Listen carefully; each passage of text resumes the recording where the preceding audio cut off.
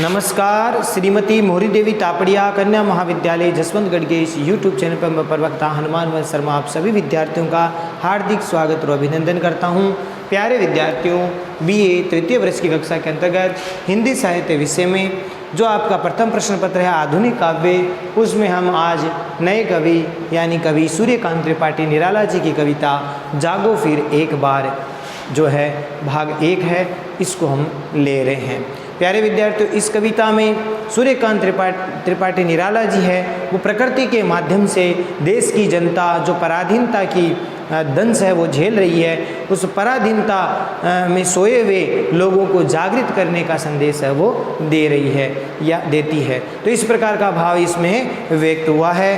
तो प्रसंग में आप देखिए एक बार कविता, ये एक उद्बोधन गीत की तरह कविता को लिया गया है। देखिए कि जागो फिर एक बार, जागो फिर एक बार, प्यारे जगाते हुए हारे सब तारे तुम्हें, प्यारे जगाते हुए हारे सब तारे तुम्हें, अरुण पंख तरुण किरण खड़ी खोलती है द्वार, जागो फिर एक बार। आंखें अलियों सी किस मधु की गलियों में फंसी, बंद कर पाँखें पी रही है मधुमोन, या सोई कमल कोरकों में, या सोई कमल कोरकों में बंद हो रहा गुंजार, जागो फिर एक बार, जागो फिर एक बार। सूर्यकांत त्रिपाठी निराला जी का ये उद्बोधन स्वरूप ये कविता बहुत ही महत्वपूर्ण पद है ये।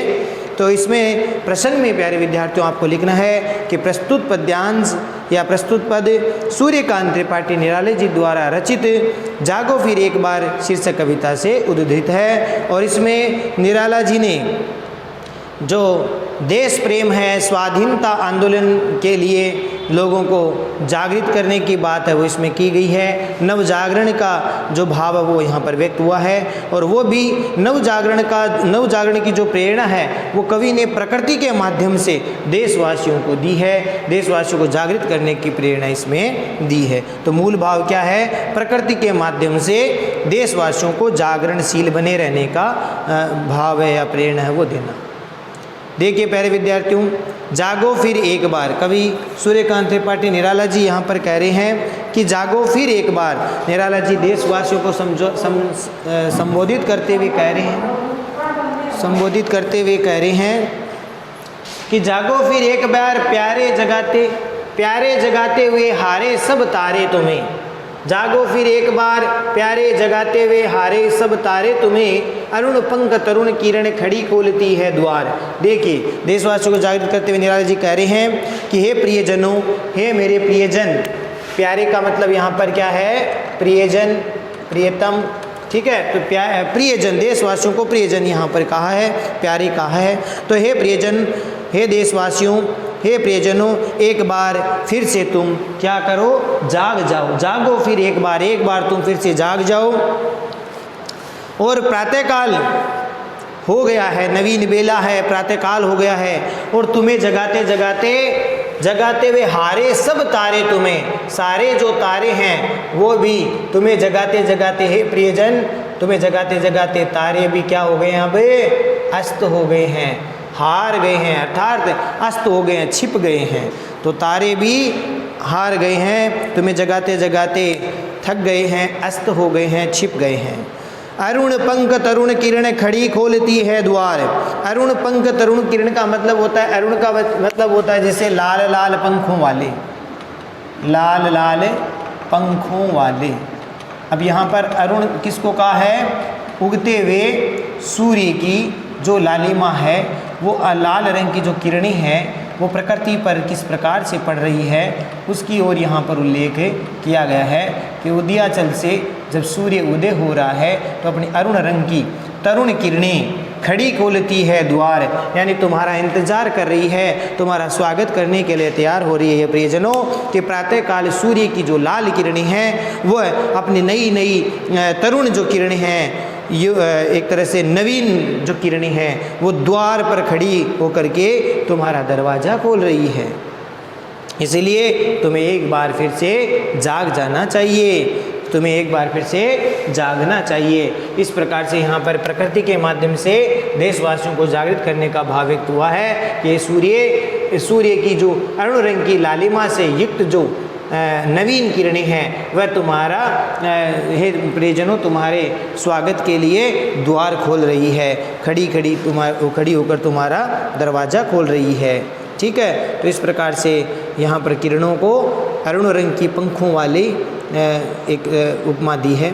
जागो फिर एक बार, आँखें अलियों सी, अलियों का मतलब होता है भंवरे, अलियों का मतलब होता है भंवरे, सी मने समान, भंवरे के समान, कि तुम्हारी हे प्रियजनों तुम्हारी जो आँखें हैं वो अलसाई हुई है, और अलसाई हुई आँखें किस प्रकार से लग रही है, उपमा दी है कि ऐसा लग रहा है जैसे कोई भंवरा है वो गुंजन कर रहा है, तो भंवरे के समान तुम्हारी आंखें लग रही। आंखें अलियों सी किस मधु की गलियों में फंसी, मधु का मतलब होता है शहद या पराग, ठीक है, पराग या शहद, तो किस पराग की गलियों में फंसी हुई है, अर्थात तुम्हारी अलसाई हुई जो निद्रा से मग्न है अभी आँखें, वो भंवरे की तरह लग रही है, वो पता नहीं किस मधुर पराग रूपी जो गलियां हैं उसमें फंस गई है, मधुर जो मधुर पराग रूपी गलियों में फंस गई है।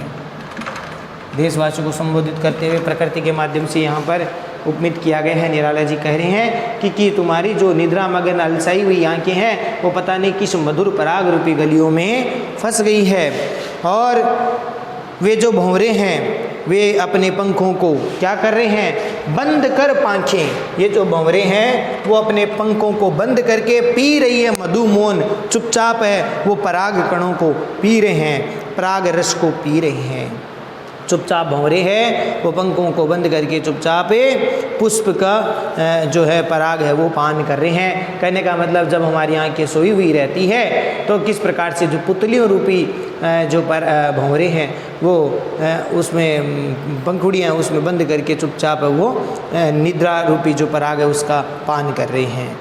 या फिर क्या है अगला अर्थ देखिए कि या सोई कमल कोरकों में बंद हो रहा गुंजार, कमल कोरकों में, कमल कोरकों, या सोई कमल कोरकों, कोरकों का मतलब होता है डंडल या इसको कुडम्बल भी कहते हैं, ठीक है, तो ये जो कुडम्बल है या डंडल है तो कमल के जो कोरक है डंडल है उसमें सोए हुए हैं। यानी जब कहते हैं कि भंवरे वो शाम के समय में अगर वो उसी पंखुड़ियों में रह जाते हैं तो वो उस कमल कोरकों में, कमल के जो डंडे होते हैं उसमें पंखुड़ियों के बीच में ही वो क्या हो जाते हैं, जब संध्या काल में जब ये बंद हो जाते हैं तो भंवरा उसी में ही क्या हो जाता है, बंद हो जाता है। तो कमल कोरकों में सोई हुई है, या फिर तुम क्योंकि उन भंवरों का गुंजार अब बंद हो गया है, उनमें वो जागृति नहीं रही है, क्योंकि बंद हो रहा गुंजार बंद होने का तात्पर्य यह है कि ऐसा लगता है कि वो भंवरे इस कमल कोरकों या कमल डंडों में जो है अंदर बंद हो गए हैं, और इस कारण से अब उनका जो गुंजन है, गुंजार माने गुंजन, भंवरों का जो बोलने की जो ध्वनि है वो बंद हो गई है, इसीलिए तुम जागो फिर एक बार, उनमें जागृति नहीं है, अतः तुम एक बार जाग जाओ।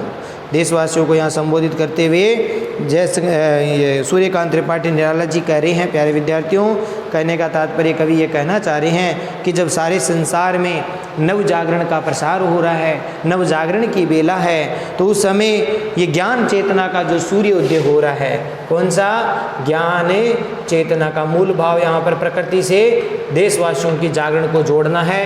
तो जैसे सूर्यकांत त्रिपाठी निराला जी कहते हैं कि ज्ञान चेतना रूपी ये जो सूर्य हैं, उस सूर्य की इस सारा संसार है वो जागरण, सारे संसार में नव जागरण हो रहा है, तो उसमें ज्ञान चेतना रूपी सूर्योदय हो रहा है। परंतु भारत के लोग हैं, विडम्बना है कि भारत के लोग, ये पराधीनता काल की जो क्या नाम ये कविता है, तो इसमें पराधीन जनता को, भारत के पराधीन लोगों को जागृत करने की बात कर रहे हैं। तो ज्ञान चेतना का सूर्योदय भी हो गया है, फिर भी भारत के लोग सोए हुए हैं। पराधीनता या गुलामी के कारण यहाँ जो नव जागृति है उसकी भावना इतनी तीव्र गति से अभी नहीं हो रही है। वो नव जागृति है वो अलसाई हुई है, आलस्य से भरी हुई है, उसमें इतनी तीव्र गति नहीं आ रही है। उस इन भारतीय लोगों में निराशा, प्रमाद, आत्मचेतना बिल्कुल भी नहीं रही है। जबकि सारा संसार है वो नव चेतनता से युक्त हो रहा है, सारी प्रकृति नव जागरण का संदेश दे रही है, आलोकित कर रही है। इसीलिए कवि सूर्यकांत त्रिपाठी निराला जी देशवासियों को जागरूक होकर के देश का उद्धार करने की बात कही है, जागरूक होने की बातें कह रहे हैं। तो प्यारे विद्यार्थियों, आशा करता हूँ आपको समझ में आ गया होगा। यहाँ पर कवि ने प्रकृति को उपमित करके प्रकृति को जोड़ते हुए देशवासियों को देश प्रेम, स्वाधीनता और देश के प्रति जागृत होने का भाव यहाँ पर व्यक्त हुआ है। नव जागरण की बेला है और इसमें नई तरीके से जागना और देश का विकास करने की बात इसमें कही है और पराधीनता से मुक्त होने की बात कही है। देखिए, विशेष वाले पॉइंट में आपको लिखना है कि ये कविता कवि की पराधीनता काल की कविता है। तो इसमें पराधीन जब भारत था उस समय उस काल की रचना है। तो यहाँ पर कवि ने प्रकृति का जो चित्रण किया है उसका प्रकृति चित्रण का एक रूपक देख करके उपस्थित करके यहाँ देशवासियों को जागृत करने की बात इसमें कही गई है। सूर्य की किरणों का द्वार पर दस्तक देने का तात्पर्य यह है, या अलसाई आँखों से भंवरे की तरह जो किस प्रकार से ये जो निद्रा रूपी मधुर पराग में मस्त होने की बात भी यहाँ पर की गई है। ठीक है ना। सूर्य की किरणें हैं वो द्वार पर दस्तक दे रही है, अर्थात जागृत रह कर के विकास करने की बात कही है, पराधीनता से मुक्ति की बात कह रही है। फिर दूसरी बात है कि अलसाई आँखों का जो भंवरा है, अलसाई आँखों रूपी जो काला भंवरा है वह निद्रा रूपी पराग में मस्त हो रहा है। इसीलिए उस पराग में मस्त नहीं होना है, अपितु उस पराग से बाहर निकल करके देश का विकास करना, देश में उन्नति, जागृत होने की बात कही है। मानवीकरण रूपक काव्यलिंग अलंकार का प्रयोग इसमें किया गया है। मानवीकरण किया गया है प्रकृति के द्वारा, तो मानवीकरण अलंकार है। कारण सहित बात कही गई है तो काव्यलिंग अलंकार है और रूपक अलंकार है, अनुप्रास अलंकार है। तो ये अलंकार हो गए। ठीक है। भाषा तत्सम तद्भव शब्दावली से युक्त है, यह आप लिख सकते हैं। मुक्त छंद का प्रयोग सूर्यकांत त्रिपाठी निराला जी ने सबसे पहले मुक्त छंद का प्रयोग किया गया है। तो मुक्त छंद का प्रयोग द्रष्टव्य है, इस प्रकार से ये आप इसमें लिख सकते हैं। तो आशा करता हूँ आपको ये पद समझ में आ गया होगा। बहुत ही मोस्ट है ये पद। जागो फिर एक बार कविता से।